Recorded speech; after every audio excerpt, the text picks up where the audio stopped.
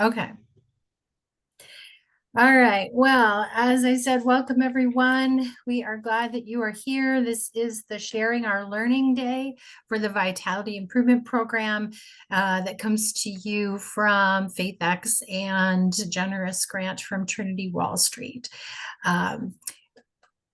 This is the first Sharing Our Learning Day, and we will have a couple more before we are finished with this entire process, because we want to just keep checking in and knowing that there's much to learn from one another, from our experiences, and that doesn't always mean that it's positive, right? Sometimes we learn from when things don't work, and that's okay too. We can share those sorts of things as well. One of the things that we have noticed, by the way, I'm Mary Francis from FaithX, and with me this morning is Ken Howard, or this afternoon, depending on where you are, Ken and Steve Matthews.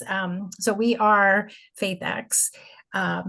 And one of the things that we have learned from working with all of you is that everyone's on their own journey. Everyone is on their own path. That some people are moving along more quickly than others, and some are moving more slowly, and it's all good. It's all fine. As long as you are engaging the work on some level, that's a good thing. And so, we learn from the obstacles as well as the successes, and learn kind of what's the pace that your community can handle. So with that, let's just take a few moments for introductions.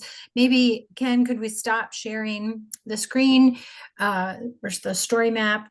And I'm going to ask our diocesan leads to introduce the congregational leaders who are here with you. We're not going to go through and have everyone introduce themselves, because we don't want to take a lot of time with that, but we want to acknowledge those who are here today.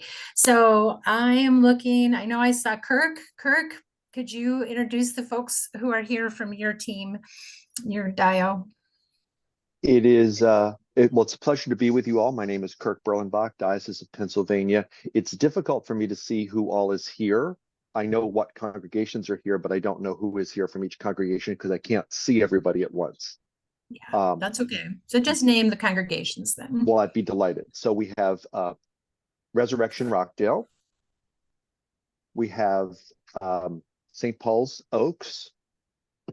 We have Trinity Memorial Church in downtown Philadelphia. And we have Church of the Ascension, Parksburg. And we have St. Christopher's in Oxford.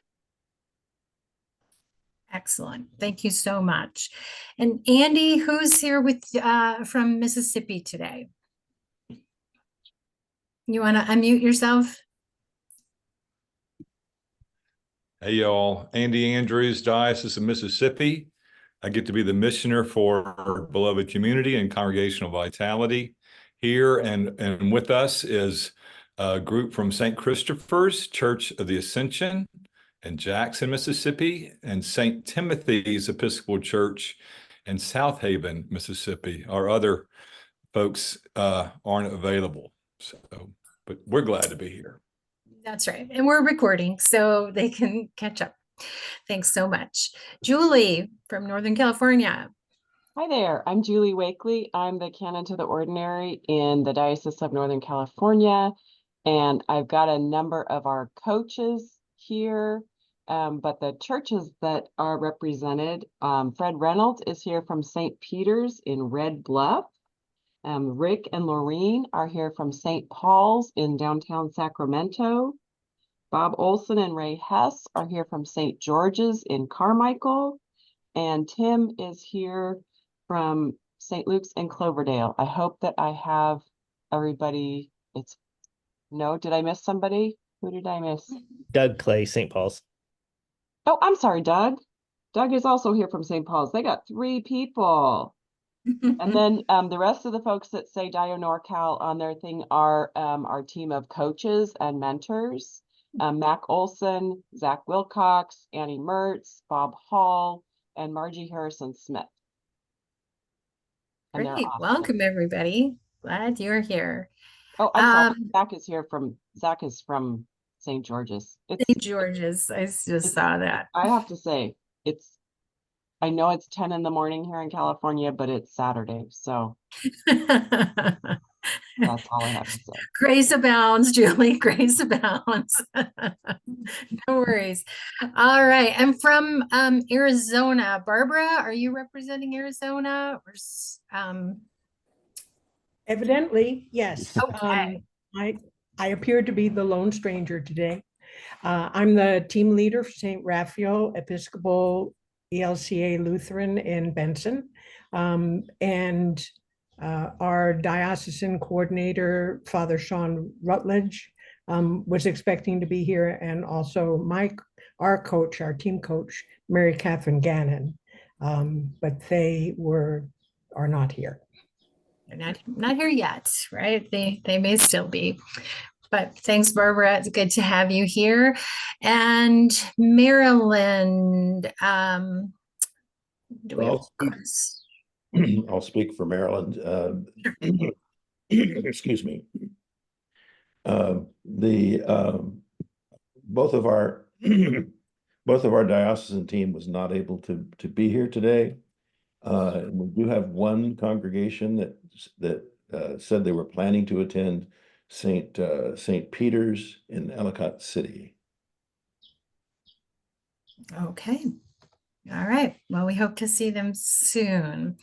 So with that, I'm going to turn it over to Steve to lead us in a devotion.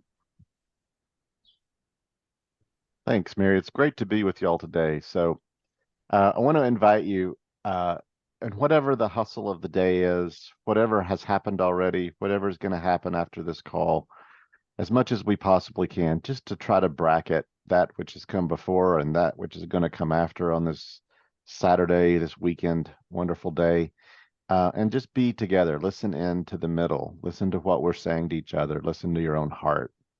We're going to start with a poem that I really like, and I'm going to share it with you, and then we'll do a little reflection, and then I'm going to invite someone to read it again. This poem is called Neighbors. Where I'm from, people still wave to each other. And if someone doesn't, you might say of her, she wouldn't wave at you to save her life. But you try anyway, give her a smile. This is just one of the many ways we take care of one another. Say, I see you. I feel you. I know you are real. I wave to Rick, who picks up litter while walking his two black labs, Olive and Basil, hauling donut boxes, cigarette packs, and countless beer cans out of the brush beside the road. And I say hello to Christy, who leaves almond croissants in our mailbox and mason jars of fresh-pressed apple cider on our front porch. I stop to check in on my mother-in-law, more like a second mother, who buys us toothpaste when it's on sale and calls if an unfamiliar car is parked at our house. We are going to have to return to this way of life, this giving without expectation, this loving without conditions. We need to stand eye to eye again and keep asking, no matter how busy, how are you? How's your wife? How's your knee? Making this talk we insist on calling small, though kindness is what keeps us alive.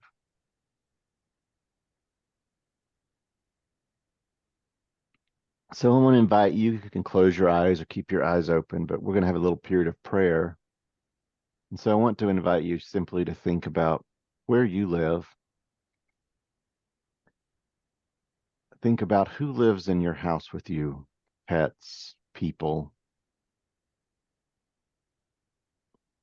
Pray for them.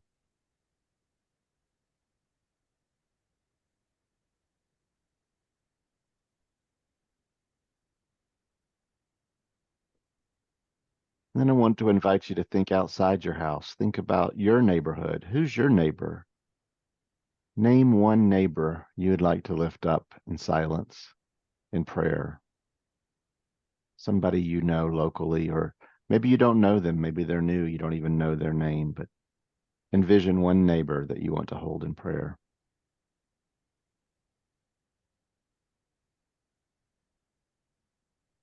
And as if you could be a drone and scan even further, pray for your community.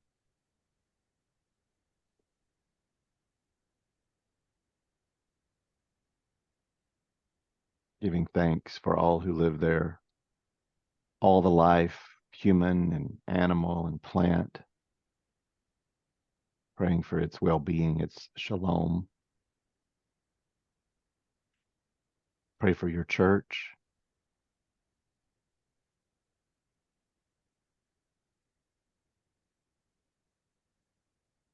Now that drone becomes a satellite. Pray for your state, your diocese.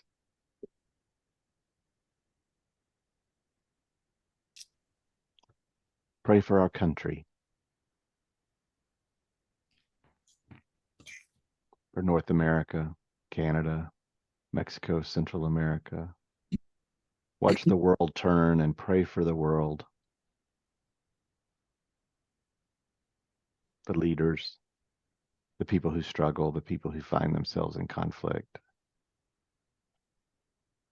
the people who we don't know their names, but who are making a difference in their own communities.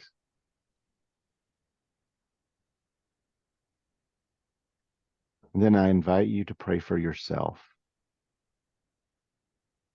as if by one simple action in your community, in your neighborhood today, one act of kindness, you might be able to drop a petal into a pond that ripples throughout your neighborhood, your state, our country, the world, in a way that brings God's love nearer.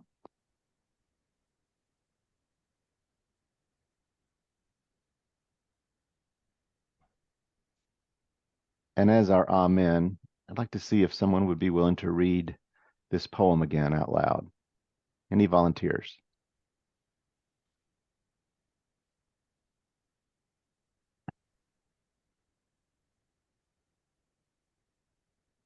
Well, I'll volunteer. Thank you. Neighbors.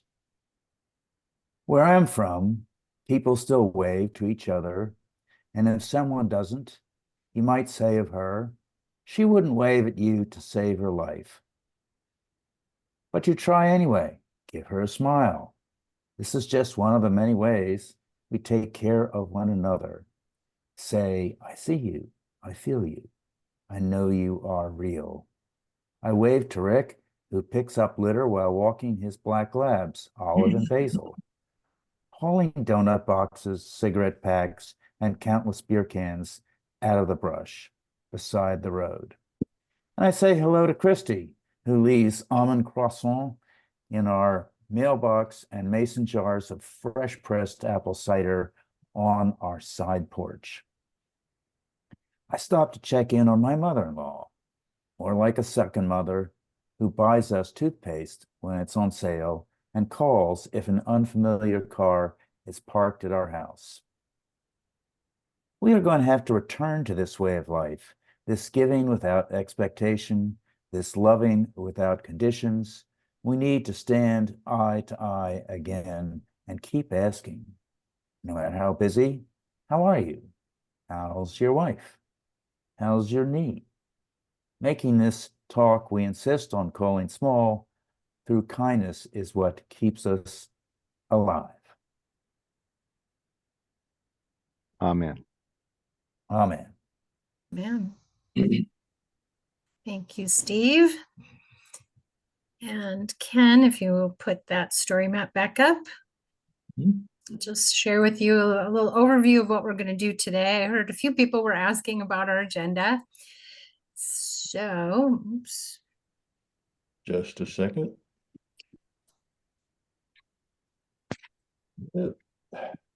Technical difficulties. Well, while Ken gets that pulled back up, I can still share with you what we're going to be up to for this next little while. So if you remember, back about a year ago, we got started by doing a congregational vitality assessment. And so Ken's going to take a little bit to talk to us about what we noticed as we looked at all of the results together instead of just looking at separate each congregation individually. So looking at some of those themes. Then we've invited each of our diocesan leads to share kind of what they noticed, what's been going on in each diocese. And as you all, an Amazon person just showed up at my house. Sorry. My dogs are going crazy. It will stop. What they noticed from your projects and what you've been learning so far. Then Steve's going to break us out into groups where you'll have a chance to do some talking yourselves around some of the themes that we saw in your reports. And then Ken's going to take us through talking about the next 90-day micro strategy, some of what you might be working on there, and talk kind of about the bigger picture as we move forward. And then I'll have a few reminders for you at the end, and that'll wrap us up. So that's our plan. So Steve, Ken, I'm going to turn it over to you. All right. You may not be aware of this, but we are able to collect the data from the congregational vitality assessment from all the dioceses, all the congregations, and download them and turn them into graphs. And that's what we've done. I'm gonna show you the overall learnings that we've had from the CVA from all the dioceses. But we've sent each of you we created for each of you a graph for your diocese, and you'll have that to work with. So this is what the graph looks like. So what we did was we have the 1 to 4 ratings on one side. We have all of the different the different elements of the CVA on the other side. And so what we did was to highlight the top 3 and the bottom 3. So what we found in terms of the top 3 vitality ratings was that the top one was worship and spirituality, followed by outreach very closely, and then followed by lay engagement. This is typical of what we've seen in the Episcopal Church as a whole. Worship almost always gets rated the highest, and so does outreach. Lay engagement pops in and out at 3rd, and that's what we see there. So then we look at let's look at the bottom 3 ratings. Okay, formation at 2.58, vision and mission at 2.51, context awareness at 2.43.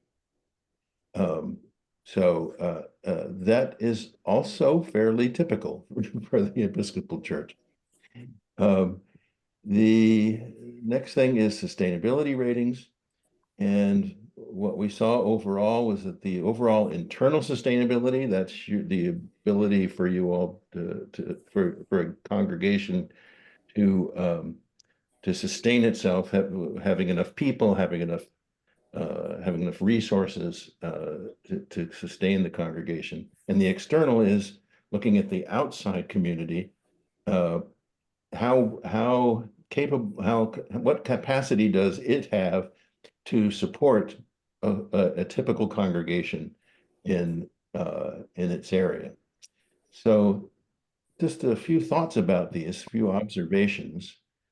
Vision and mission and context awareness are super important for improving congregational vitality, yet are 2 of the 3 lowest CVA scores, both in the VIP and church-wide. All but 2 of the VIP congregations voice satisfaction with them the way they are. So that's something to look at in terms of how the kind of subjective opinion of the congregation wraps up with the actual scores. So one plans to revise its vision, that it thought it needed to be much more clear about what it wants to be when it grows up. And the other plans to create a new mission statement that talks more about what they're trying to achieve over the short term. And by short term, I mean 3 to 5 years. External sustainability, as you could see, was significantly higher than internal vitality. And one rule of thumb we have is that if external vitality is external sustainability is significantly higher than internal sustainability, that means you have hope for improving both sustainability and vitality. If it was the other way around, not so much.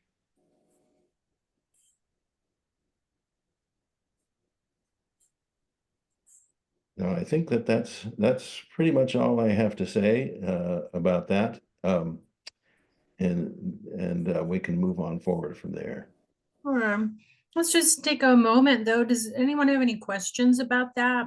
Yeah, should have asked that. That's okay. Yeah. If you do, keep your hand up because I have to kind of scroll through all your pictures. All your little. No. Okay. Oh, and Mertz has a hand raised. Sure, Anne. Go ahead and unmute and ask your question. Yeah. No, there you go. Hello, can you hear me now? Mhm. Okay, good. My question about the lay engagement is if you think the data is skewed because sort of in this scenario anyway, like a prerequisite for accessing the study and all of that was to have this lay committee. And so is that lay engagement again, like kind of across the church, or is it skewed by the fact that you had to engage lay people in order to participate in this? Well, I would say that it is typical across the church. And I would also say that it's also skewed across the church. I think that congregations, for example, with worship and spirituality tend to always rate that high but it tends to reflect their thinking about how productive the worship is for them. And tend to look at lay engagement, for example, from the standpoint of how engaged they are. So it tends to get skewed in that way. And so these are probably higher, you're right, than they display is higher than they might actually be. We're basically, we try and make the questions as behaviorally oriented as possible, so that it kind of eliminates some of the subjectivity. But this is basically you all telling us what's going on with you. So there's always got to be some skewing involved there. Yes, it's an interesting thing, just in the same way that the score showed some satisfaction with the vision and mission, or it was low, but you all expressed satisfaction with the vision and mission.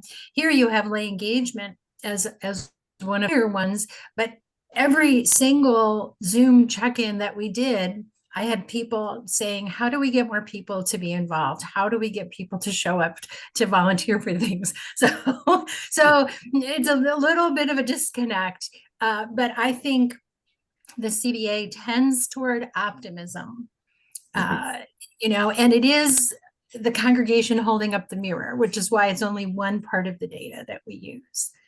Steve, in DIOPA?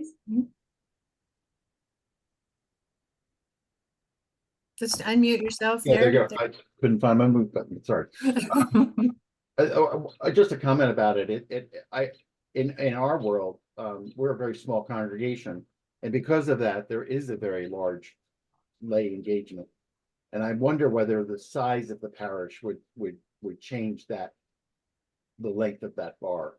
and that larger congregations, that bar might have gone down some. Yeah, I could speak to that a little bit. I think that part of the problem of having a larger congregation is there's more people for you to think that are doing it for you.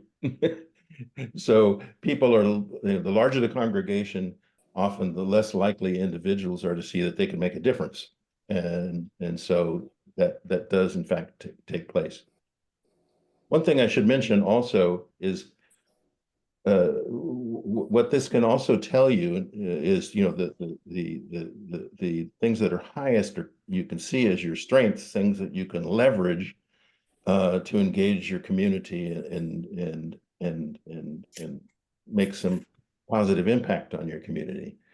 In the ones where you're lowest, they can tell you two things. One is where you have work to do, such example being vision and mission. And formation, for example, context awareness.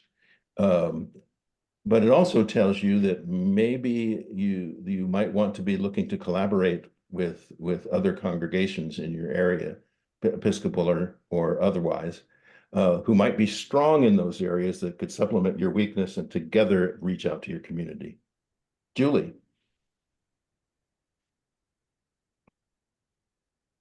I was just wondering if you could give a quick reminder of what external sustainability means. It's been a little while since I looked at that.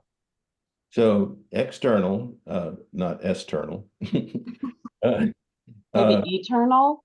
Eternal, yeah. Eternal. Wouldn't we love that? So external sustainability looks at factors that promote you know, that promote vitality in the congregation.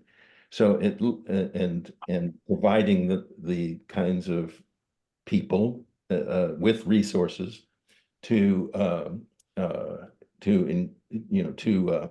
sustain your congregation, and if you are able to effectively engage them. So it looks at things like population growth in the area.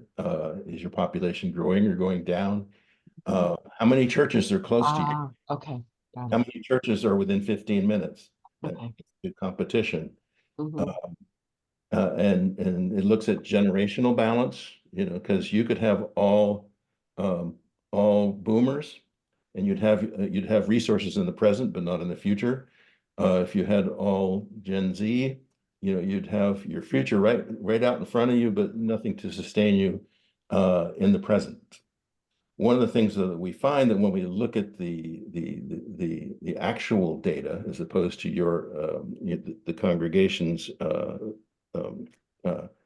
impression of that, is that it's a really big exception. I mean, let me just take what this is. Almost all the time, it's not about not enough people. Every time that we cut it, it's the exception rather than the rule, that there's not enough people. Mhm. Okay, thank you. Linda? Yeah, hi. I seem to be the only one here. Our leader, our FaithX leader can't seem to get in. She's having trouble with her computer. But so I'm going to ask this question for myself. I don't know what formation means either. Okay, well, formation, it's actually kind of a broad category. It looks at, you know, Christian formation for children, for adults. It looks at how you train people to be leaders in the congregation. So it's kind of broad. You might say that it's formation, education, and training all lumped together. Does that help? Yeah, thank you. All right. Well, thanks everyone for chiming in on that. And Ken, if you could stop this sharing again so we can see faces, great. So now I'm going to turn this over to the diocesan team leads. We did ask them some questions, but they are not limited to those questions as they share kind of a summary of what you gave to them and what they have noticed about the learnings in each of your dioceses. So Julie, can I pick on you first? Do I have, Absolutely. Can you put? And I just want to here? apologize to the people. Here's a sound button, don't you? There. I mean, so I can speak. I'm here. go ahead. So I first want to apologize to the people who I didn't name that are here. In my household, we have 3 times of day: pre-verbal, verbal, and post-verbal. And you can guess where I am, but I'll do my best. I would say that across the board, our churches have reported that connecting with the community, I think they've done a really good job of using their neighborhood reports and looking at who's out there.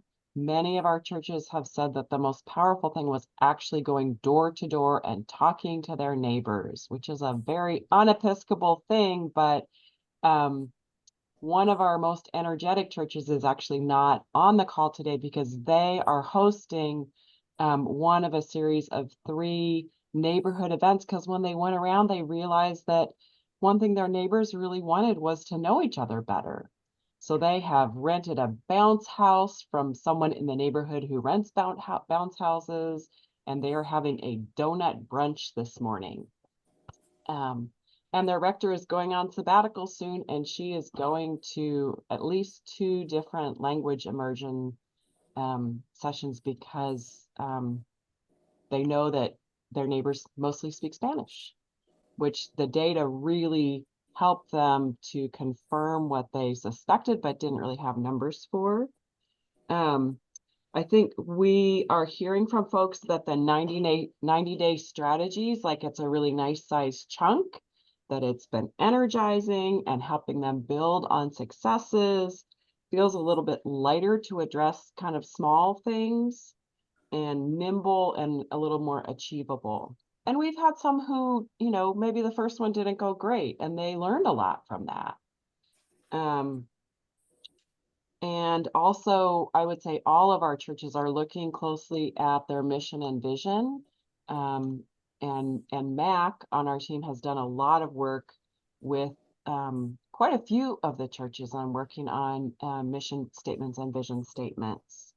And also, several churches are really looking at visibility, and a lot of that is relational visibility in the community, but also, I don't know if there's anybody on here from Rancho, but they're really realizing that, they kind of took a look at their church as an outsider and went, oh my gosh, they're on a corner, and from one side, they're like, no one would know what this place is.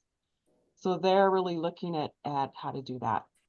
I hope that is a good summary of a whole lot of information, but where I am loving getting the stories. Good Shepherd in Cloverdale just did an awesome community event.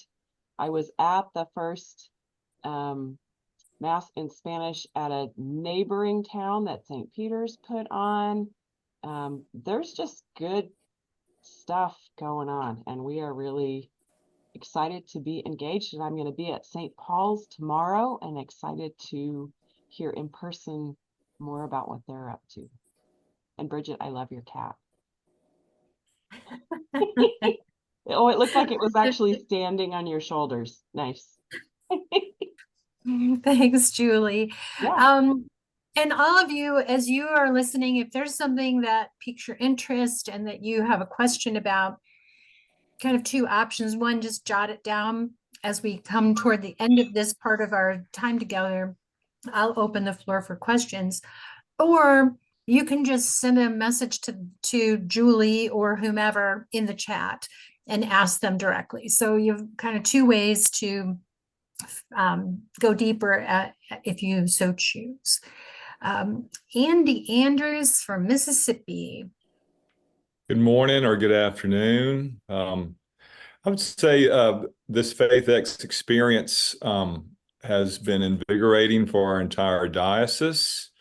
Congregational vitality used to be a part of the canon to the ordinary's job, but with drift and so many deployment issues, it really just got laid to the side. So FaithX has given us permission to relaunch and reestablish this imperative of congregational vitality, and the methodology seems to be proven one that works. Congregational assessment, neighborhood insight, putting the strengths of the congregation with the needs of the neighborhood and doing an experiment. So that's been fascinating. I've learned a number of things, and I'm wondering in other dioceses, but our lay leaders seem to be more on top of this than with clergy. I pitched the program, and at first there was a large groundswell of excitement, and then I saw some of our clergy that were super excited get pulled off on other things, but the lay leaders were much more engaged. So instead of relying on clergy, I'm trying to find ambassadors in the congregation. So for example, St. Albans in Bovina is right outside of the Vicksburg area. They got selected as one of our congregations, and immediately that rector went to the other 3 Episcopal churches in an 8-mile radius and invited them into this methodology and this strategy. They're all considered small churches under between 20 and 50 ASA. And now for the first time in their 120 years together, they're looking at how to be collaborative, being the Episcopal Church in Warren County instead of or included in Warren County instead of their just own competitive struggle. So this program has given permission in ways that it's hard to break down barriers. I've seen at St. Christopher's Episcopal Church in Jackson, where I get to be the vicar, average of about 27 to 30 on Sunday, very lacking in resources, but they realized that their building was perfectly located and they had just kept it locked up. So now there is intentionality of inviting, and this program really gave permission for me, being their new clergy person, to start asking those questions. I mean, I know this is the 5th parish I've served, and sometimes it's hard to come in and just start asking these questions without having people get offended. So we're still becoming acquainted with the 21st century way to be an Episcopalian, and that is engaging and inviting. In Mississippi, y'all can only imagine we cannot depend on what we depended on in the past. So those are things. Church of the Ascension in Hattiesburg had a 90-day strategy. For the longest time, their congregation, which is aging, had spoken to their rector about having a youth minister and a strong youth program, which is great and essential. But after they did the assessment and then the neighborhood insight report, they realized that they had more teenagers and college age young people in their area than they did small children, because they live close to a university. So instead of going for a youth group, they're now going for a young adult ministry with food. So it's inviting in that way. These targeted experiments help people. It's so different, and so it's constantly a sales pitch that I'm finding to encourage people. But a movement has happened. One last thing, if I still have time, a small church conference.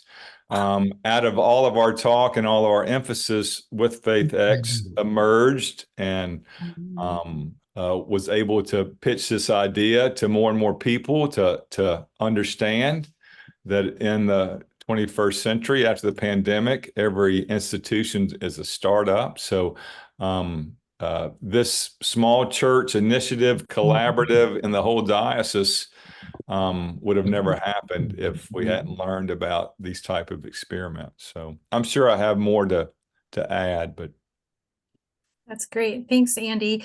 I'll just share, because I met with those 4 Vicksburg churches, and they are working on kind of 2 levels. One is building relationships amongst themselves because they haven't really spent a lot of time together. So they're having shared worship,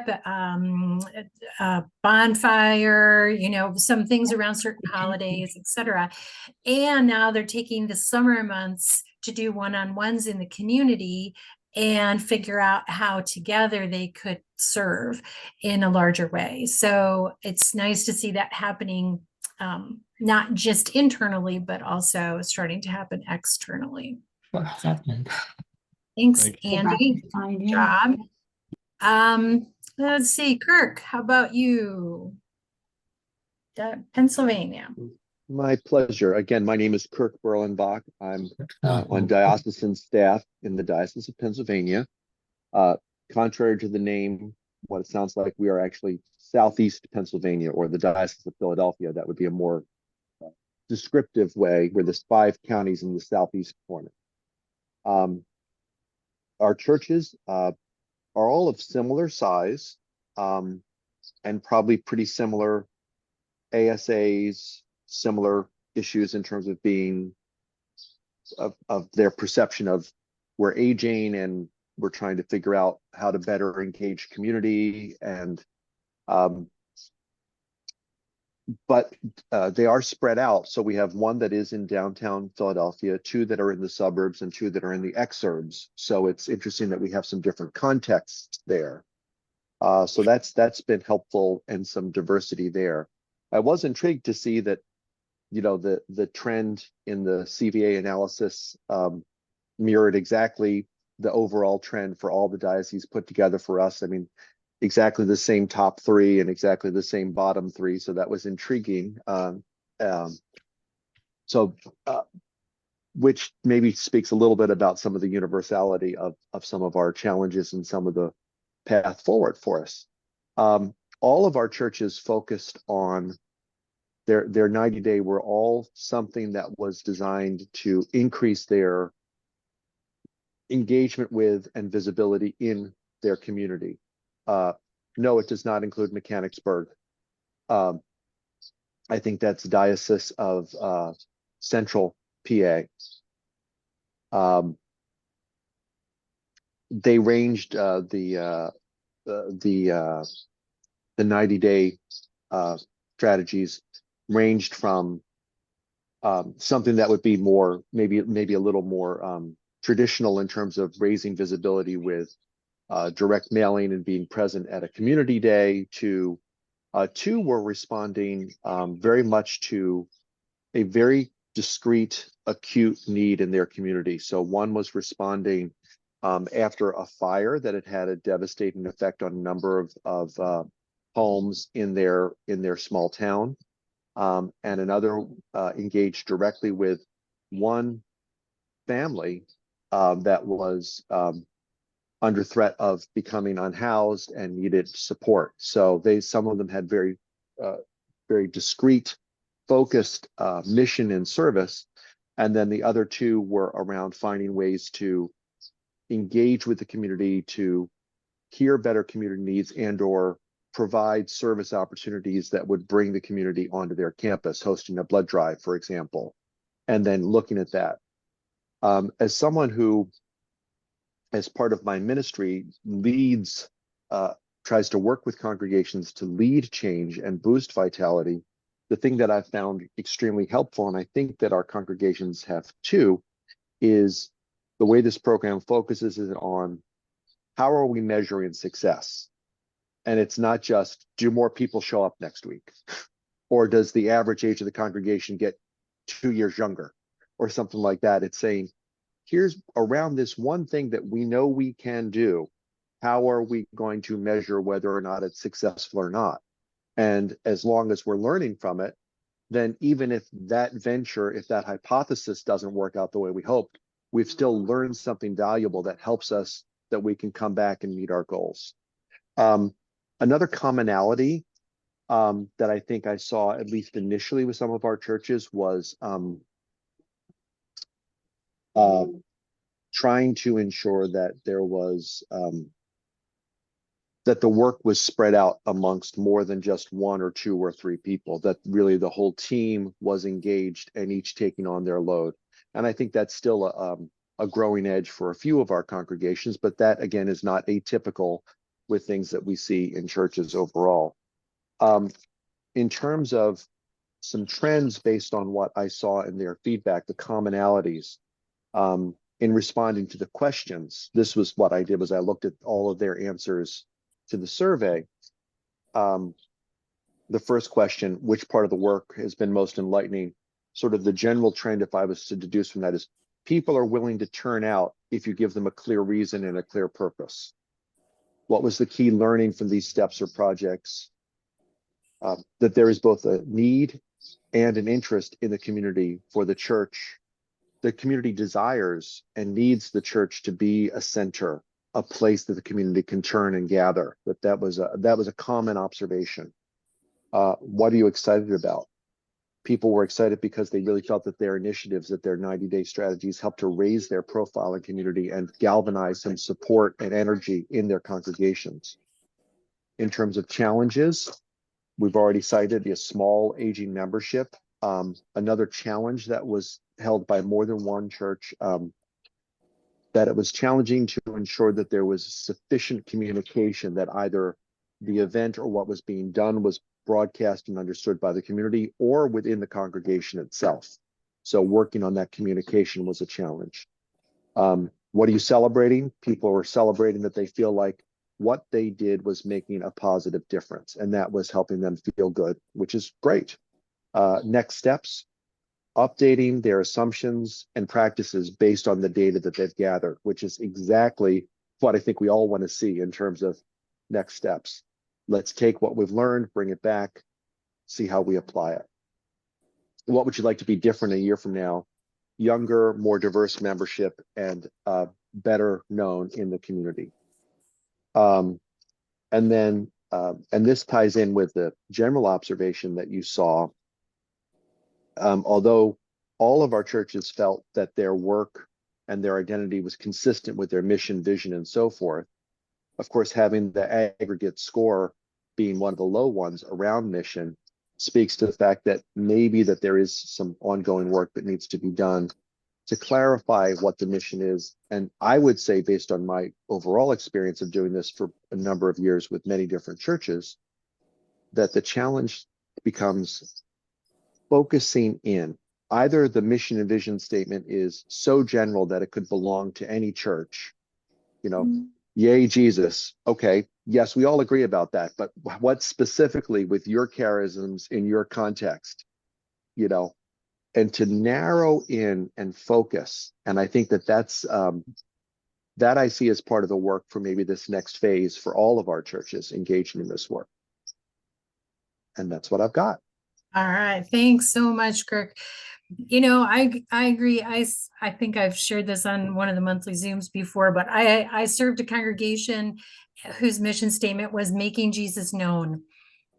I was like, great, but it doesn't exactly help you clarify what it is that God's calling you to do, because everything is a yes to that, right? I think of the mission and vision as the roadmap. So it helps you know when you get there. And so you have to update it every once in a while. Okay, so Barbara, you are the person from Arizona. I don't want to put you on the spot because you may not have even seen the emails about this. Is there anything that you would like to share about what's been going on in your diocese? You have to unmute.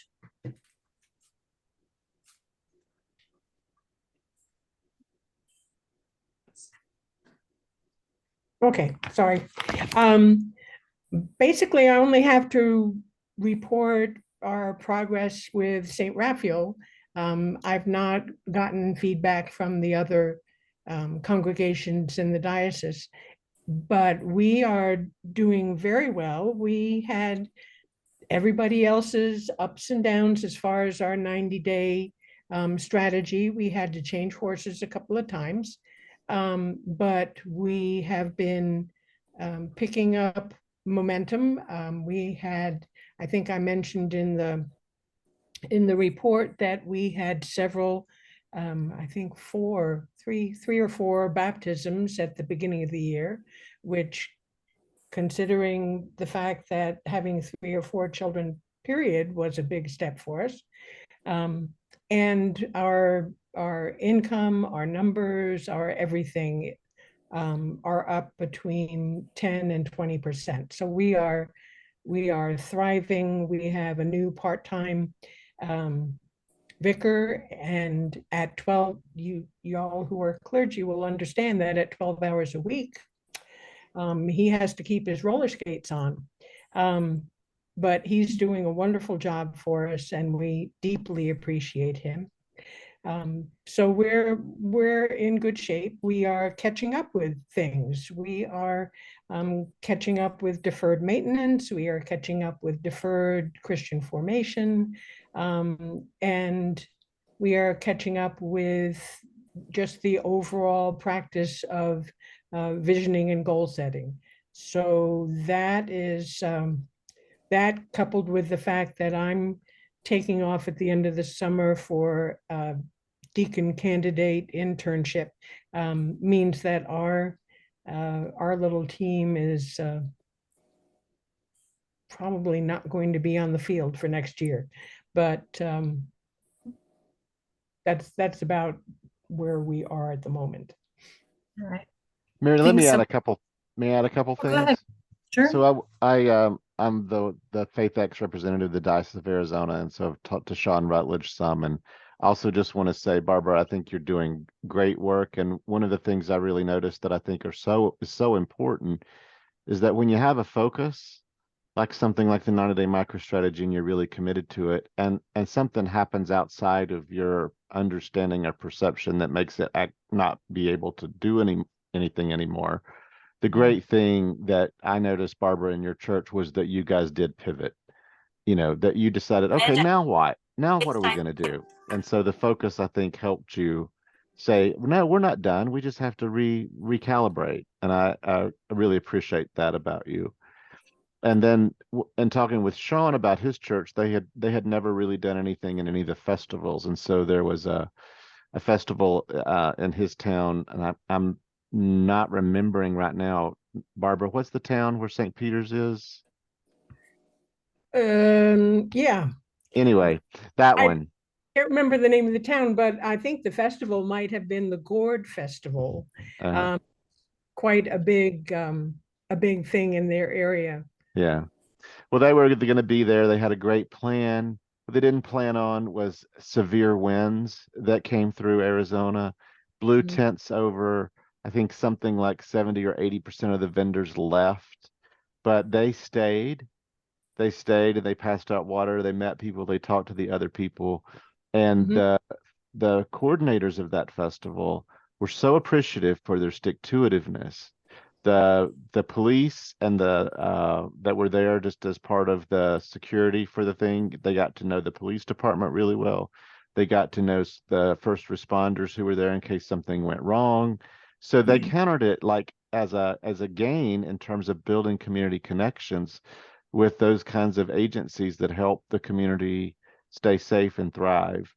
And they were told by the festival organizers they would definitely be invited back to participate in other events.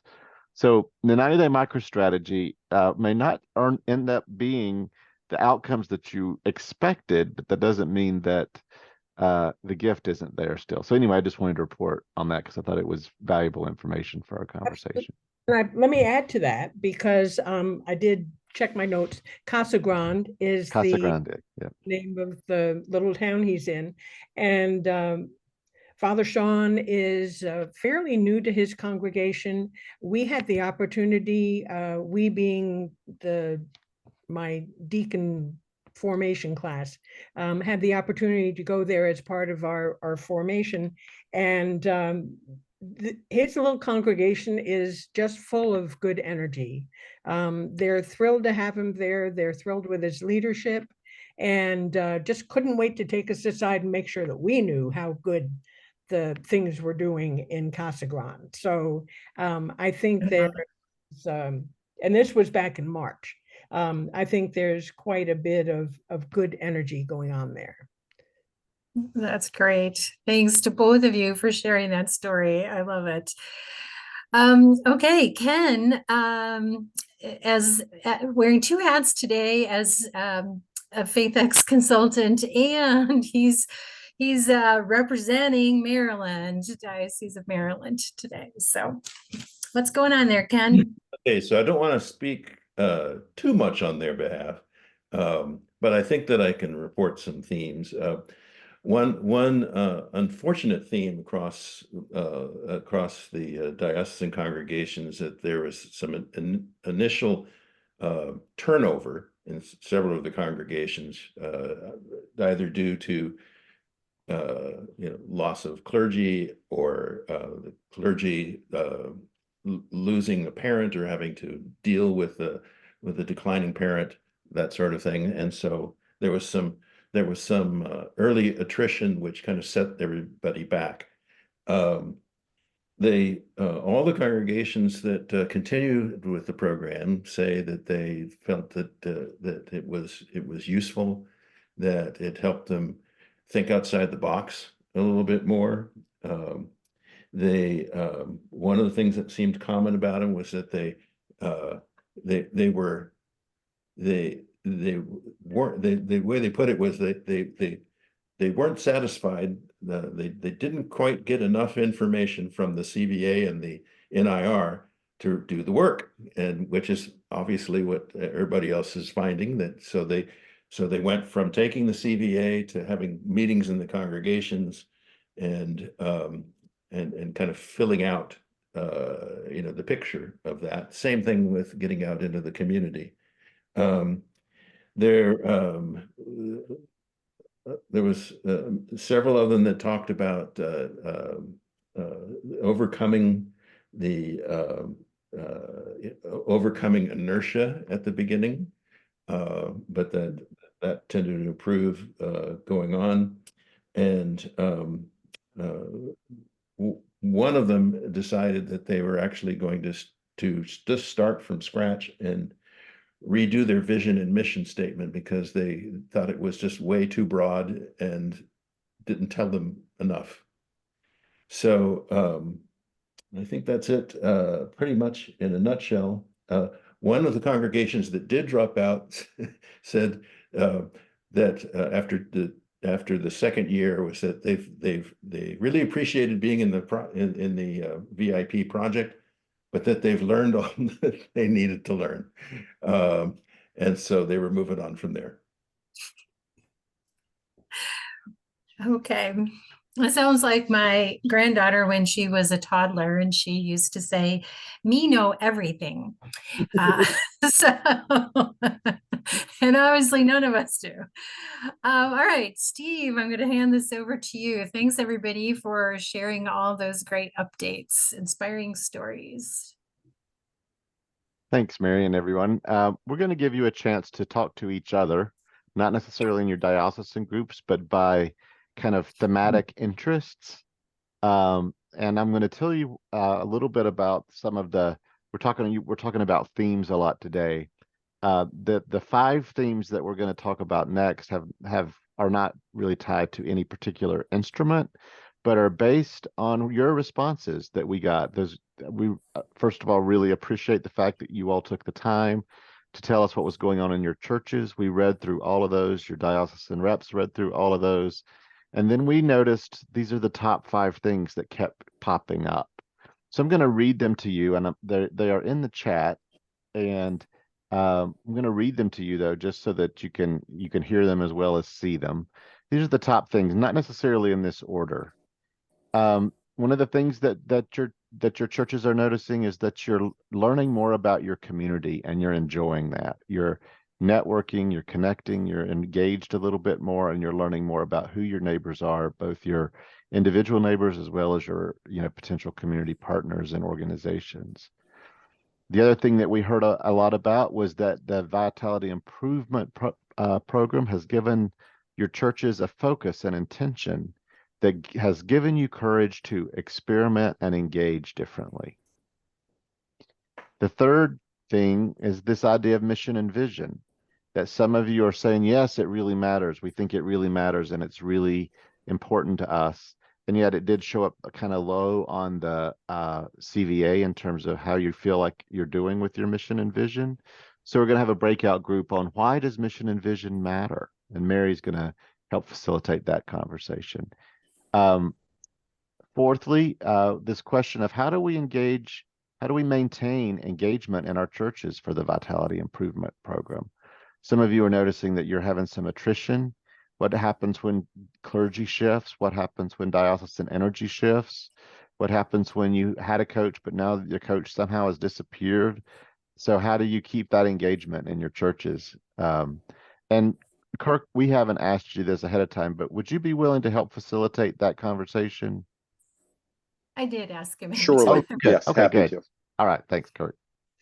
And then finally, personal networking and relationship buildings with neighbors is a plus. So this is a little bit different than learning more about your community. This is not necessarily talking to people because you want them to engage your church, but just the notion of meeting people, kind of like the poem that we started off with, that you are finding that personal networking is proving to be engaging and fun and feeling like it's somehow connected to your church's vitality and your community's vitality. So what it means to build those personal relationships. So we're going to have about 10 minutes in these groups and just invite you to talk to each other. We're going to let you self-select. I'm going to open all the rooms. Again, the rooms are community, more focus, mission, vision, maintaining energy, and personal relationships. Okay. I'm going to change that a bit to reflect that. And how much time do we have? You have 10 minutes. Okey-doke.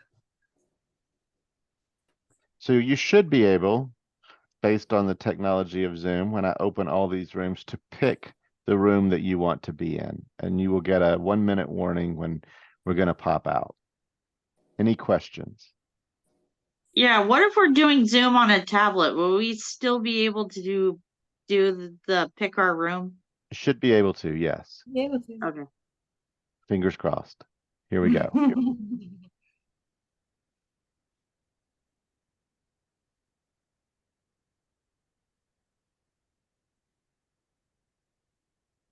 And what if we can't decide which room to go into? Well, now I can't help you with that. Then I think it's a win-win. How about that? Okay.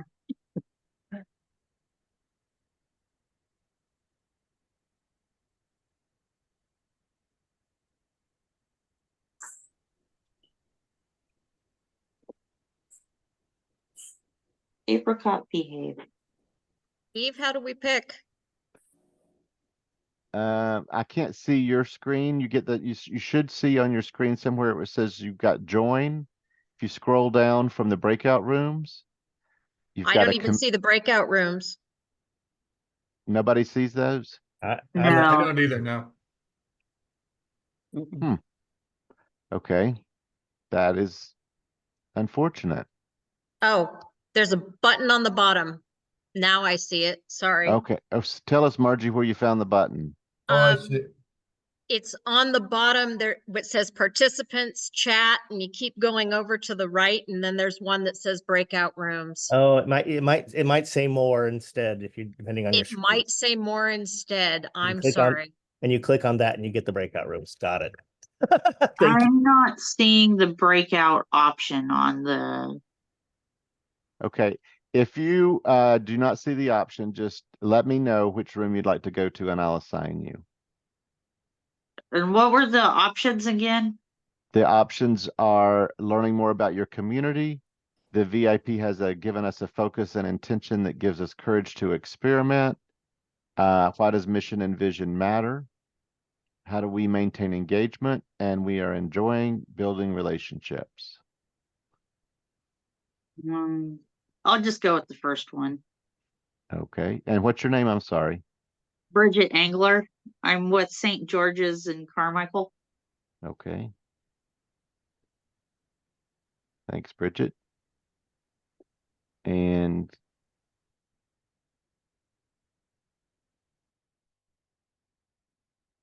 anybody else? Ken, did you pick your room?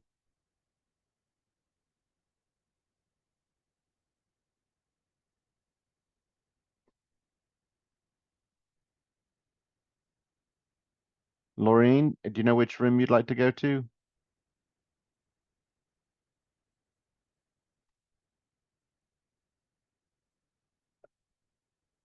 And Rosemary, would you like to go into one of these rooms in particular? My sincerest apologies. Absolutely, any way you want to put me is good enough. Just if you want to. Okay. Gladly. Here we go. Vitality. Vitality. All right, Doreen, hang on a second. Thanks. Laureen, sorry.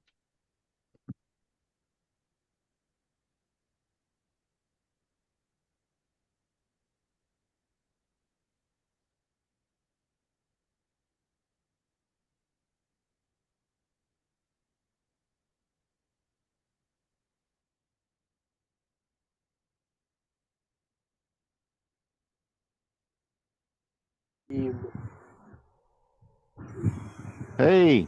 Hey, Steve. I'm hoping y'all have gone ahead and commenced the conversation. Yep. Yeah, we were just starting after we did a weather check on how everybody's doing weather-wise. Good. You know, then that's actually part of our 90-day project. One is seeing relationships where we can develop relationships within our community. And so each of the members of our team are trying to find, some group or organization that we can meet with and find out how we might interact. We've already got one relationship going with the International Rescue Committee. We're working with primarily right now Ukrainian refugees and a program called New Roots, which is gardening, and our church is on, it's not quite an acre, but they built the building we're in, and then next to it is still about half the lot where the actual church is going to be built, and what we're in is supposed to be parish hall and Sunday school rooms and all that. Well, when they bought the property, you could cut down heritage oaks. Can't do that anymore. And in the other half of the property, we have this huge heritage oak. So until that thing decides to go on its own accord, nothing's getting built there. So for years, it was just 2 or 3 times a year mow around, and then we decided we needed to do something with it. So we started a community garden. And then because of the age of our congregation, energy, have our part of that keep going. So we need to do something else. And so that's when we partnered with the International Rescue Committee and their New Roots program. So now we have probably 25 gardeners, Ukrainian or Eastern European extraction gardening. And we at least a couple times a year try to do things with and they're fun.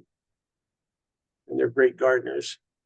I'm hoping some of that rubs off on me as I plant my 3 tomato plants.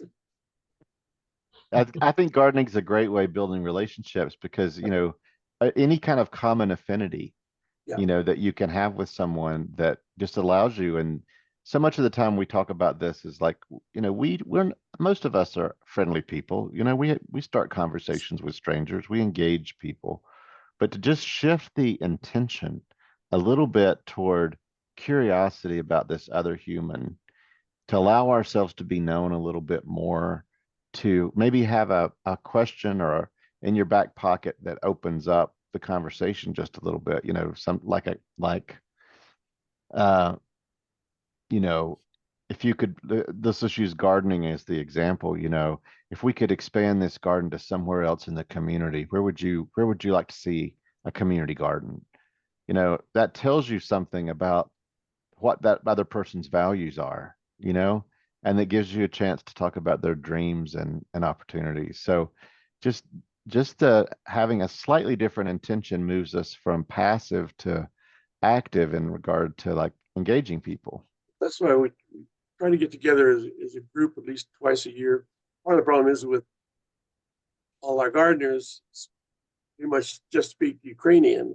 Yeah. And we're very, very fortunate. Our musician, her day job is teaching, she can teach Spanish, Russian, and I forget what the other 4 languages she speaks besides English. So she can interpret for us. Mm-hmm.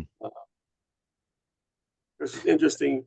Once in a while, she catches herself interpreting our priest from English to English, which is always interesting to see how she translates what he's saying.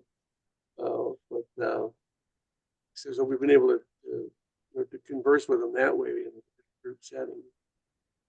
Thank you, and then Bob. as they come past, everybody waves at each other. I like your poem. That's sort of the neighborhood I grew up in. Mm. And I'm finding my current one is that way too. People smile and wave. Thank you, Bob. We only have a minute or so left, and I just want to make sure that Barb, the two Barbs had a chance to speak, or I don't know where I joined the conversation. Well, our 90-day, our first one was, we were the group that helped someone stop or not go into homelessness situation. So that's been good. And what we're hoping is that we can sort of extend from that. That would be a female single mother, but she with a group of single mothers. She's associated. So we're hoping to leapfrog on her back, and therefore begin conversations with other single mothers on how can we be helpful to that group of people. And then maybe, that'll lead to children, or who knows what else it'll lead to. But that group of single mothers happens to meet in a youth group in our community that is church sponsored. So the other thing that we found is that our relationships with the other churches have become more solid through our strategy. Very good. Our churches still don't talk to us too much. We're in a very conservative area, but that's just helped us to focus on our developing personal relationships. And that's really what enabled us to be able to get a homeless fellow employed and housed, was cooperation on a one-to-one basis. So we intend to pursue that and do a better job of sharing who in the congregation knows whom, so that we can leverage that relationship that already exists. Okay, they want us out of here. Thank you all. Well, we got 36 seconds left. So there we go. Well, it was nice. You're back in the group. And there we go. See you in a little bit, Bob. Yep.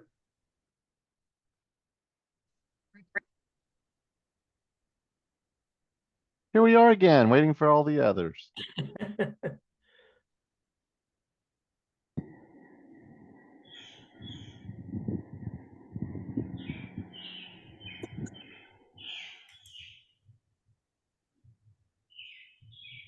Let's see. It says they're closing in 37 seconds. I don't know how that happened. Oh, here we come.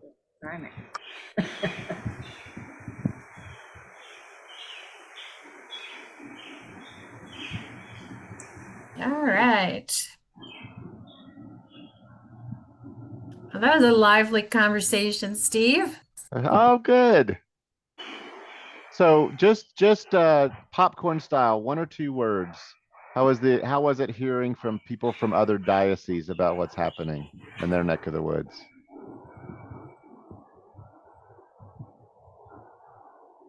good. I think it also gives us ideas of what we haven't tried ourselves. You know, you're always in a situation where you think you're all alone and you've tried everything, but there always seems to be one additional thing. Thank you.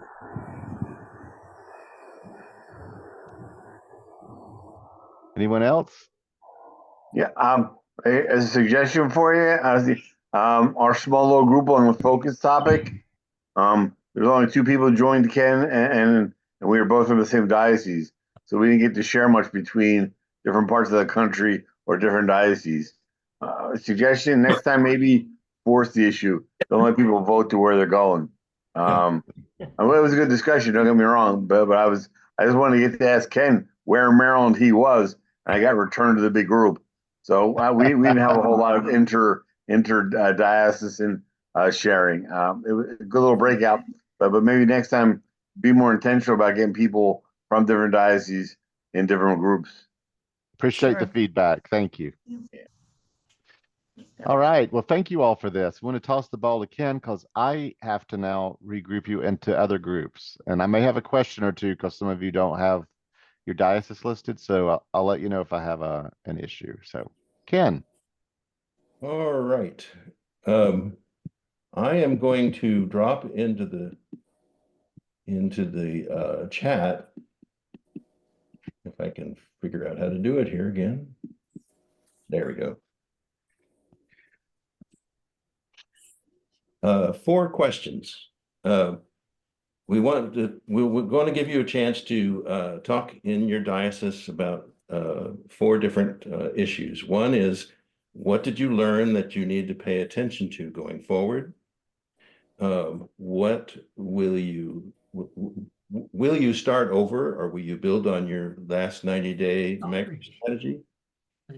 How do you go deeper? Either into in terms of what you're learning about yourself, the congregation, or the community, and what ideas do you have for the next 90-day plan? We're just trying to get you to think forward into the next 90 days. That's any questions before we jump in? You'll have about 10-15 minutes, and then we'll come back and have some discussion. Not seeing the questions in the chat. Oh, here. Yeah, they didn't show up. There Thank you go. you.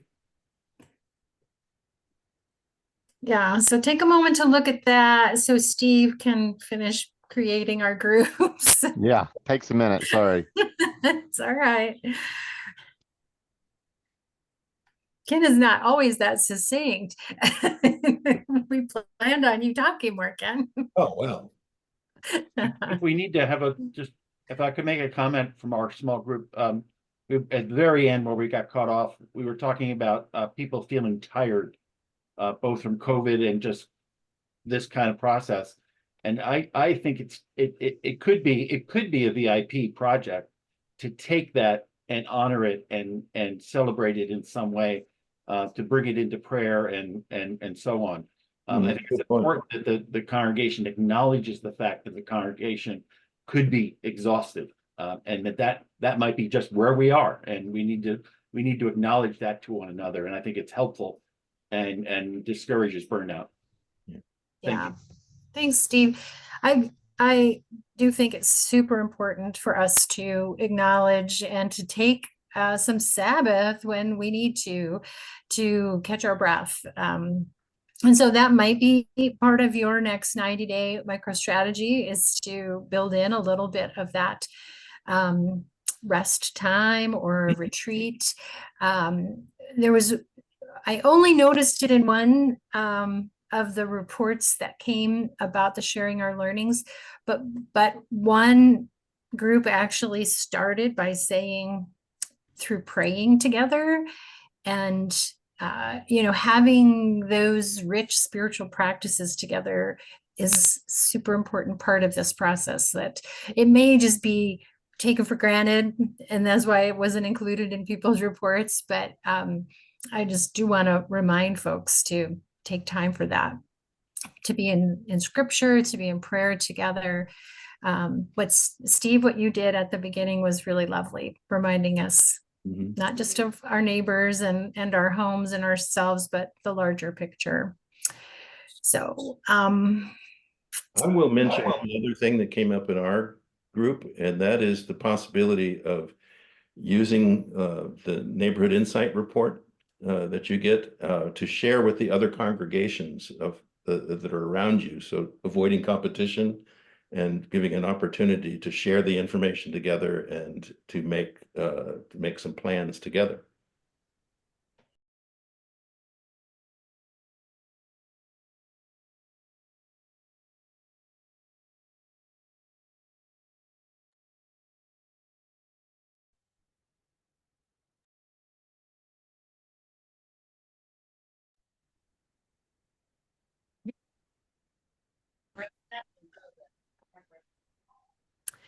I always love how I get caught off in the middle of the sentence.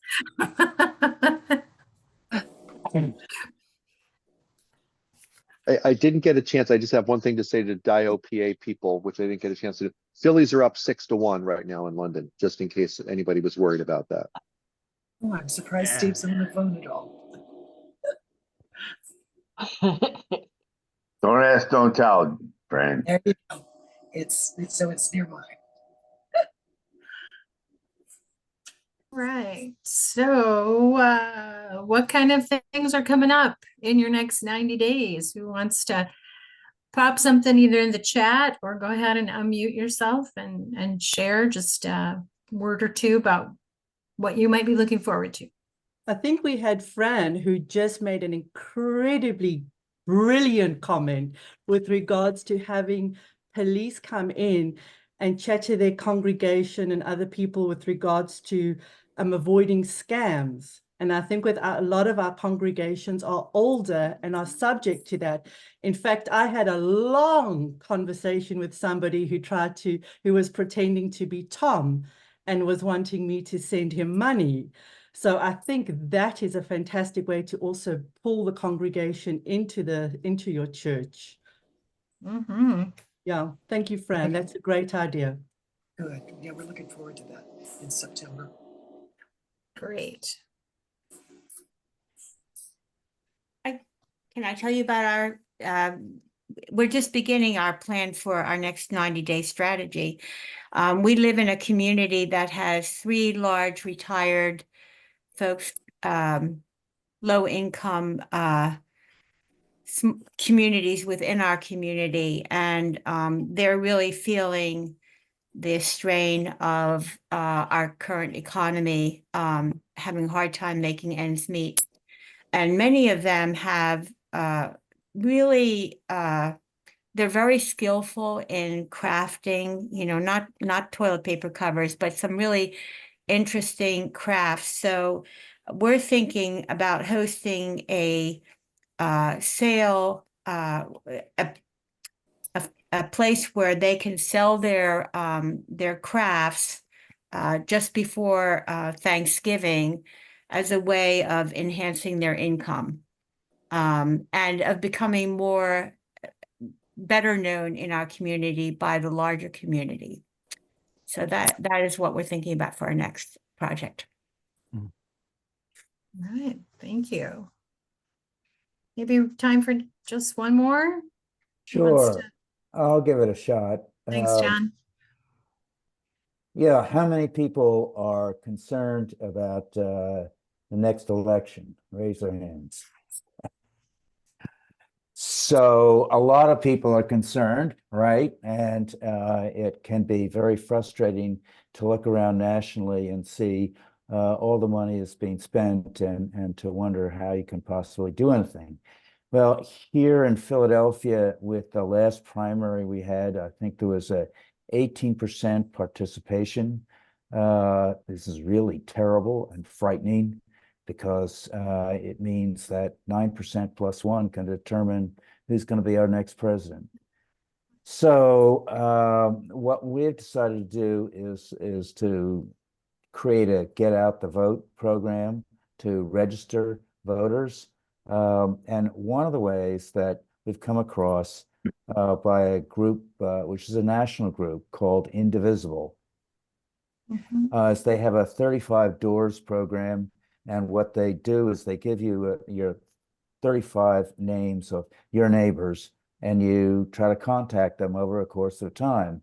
And so what this means, I mean, we had a discussion earlier about the importance of getting to know your neighbors, talking to people, knocking on doors. So this is yet another reason to do that. And I think we're very interested in working with this. Yeah, great. Thanks, John. I will just share a little idea that any of you are welcome to take. I facilitate several different clergy groups throughout each month. And one of them at our meeting next month, they have chosen to co-write a sermon to be given around election time. And they are in a very red area. So it's going to be an interesting task, but I'm really looking forward to how that process goes. All right, so Steve, I'm going to hand it over to you to talk about next steps. Thanks, Marian. And I'm going to actually introduce the group to Pathwright while I do this. Sure. So that you can get a little introduction into that. We're going to be inviting you into a learning platform called Pathwright that we are sharing with the Episcopal Church Foundation. And the platform is meant to be it's going to be for us a place where you can easily find resources. It's going to be a place where you can have communication with other people in this program. So all of you will be invited in. You can offer a question. You can offer comments on other people's questions. It's not as user-friendly as Facebook in that regard, but you're also going to be able to find the resources and things like that. So I'm just going to show you really quickly what Pathwright looks like. And so for instance, I'll just say, like, as we're talking about the next 90-day microstrategy, you might be thinking, where is the form for that? Yes, and you can go right here, and it's not loaded yet, but it will be for the 90-day microstrategy right there. The missional assessment that we did, the judicatory vitality assessment, which Mary's going to be talking about in a minute. Neighborhood insights report, like what that looks like. It won't have your particular report there, but it will have links to information about that, links to the congregational vitality assessment, all of our story maps, the things that like Ken has put together so well for us for all of these conversations and learning opportunities. So all of that will be linked there. You'll see our calendar here for 2023, and 2024, and 2025. So you can see what's there and what's coming. It's got a tab here, just real quickly, for even today. So these are the things from sharing our learning, the Zoom link, the story map that Ken's provided. You could click there and see that if you wanted to go back to it. We'll post the video link and right here, and then even the poem is there. So you'll be able to have these resources handy so that it's a closed group. No one can come without invitation, but we will invite all of you into that. When you look at this, I hope that you see that we've accomplished a lot. You've done a lot. You've in the last year and a half. And we're only halfway through, well, a little more than halfway through, almost 2/3 through. But you've done a lot. And so we're not going to be introducing tons of new material, but we are going to be building on it. So your 90-day microstrategies, you could let your next 90-day microstrategy be something completely out of the box, not related to what you've done before.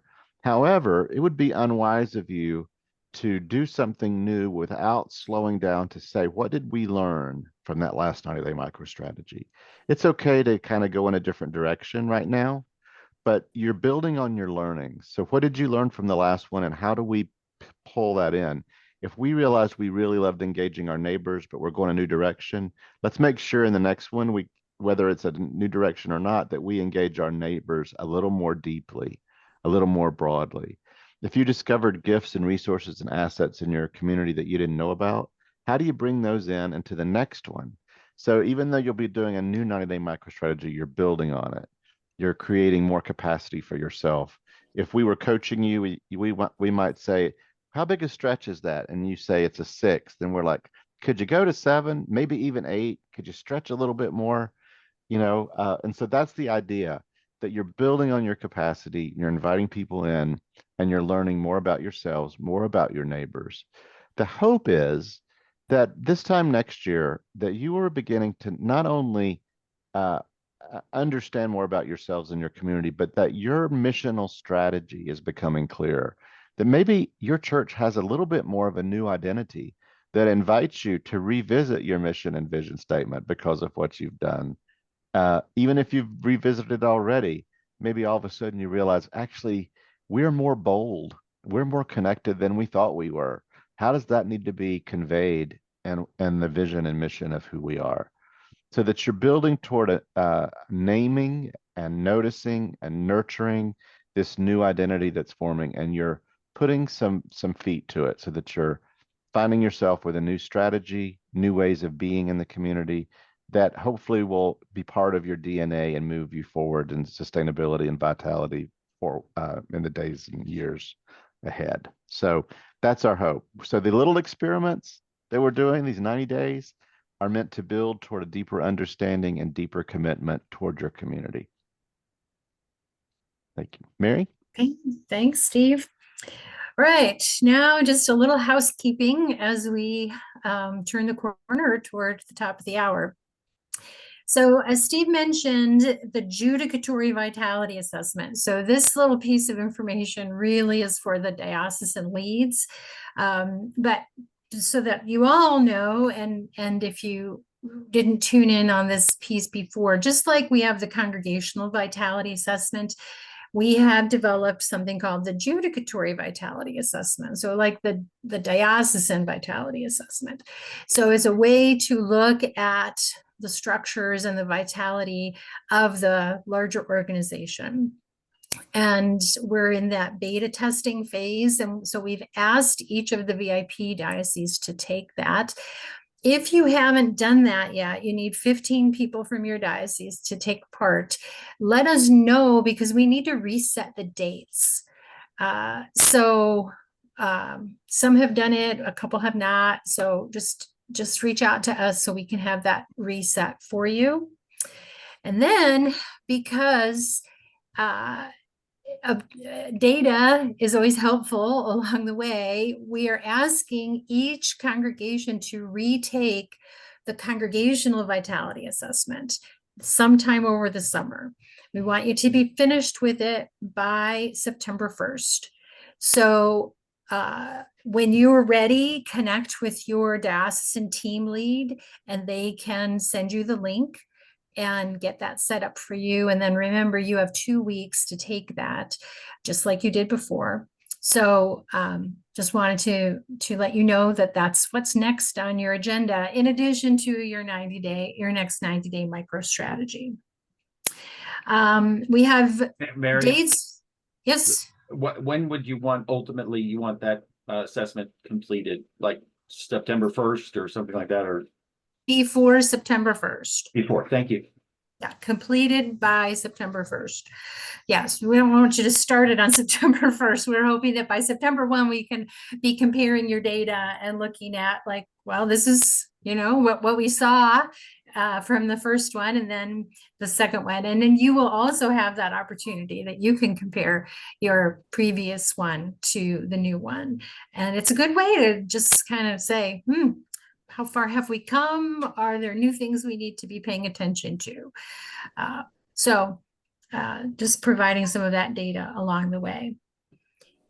We are discontinuing the Zoom drop-ins over the summer, but we will pick them up again in September and forward. So September 18th, October 16th, and November 20th, continuing the same pattern that we've had before of the third Wednesday, right? Third Wednesday, thank you.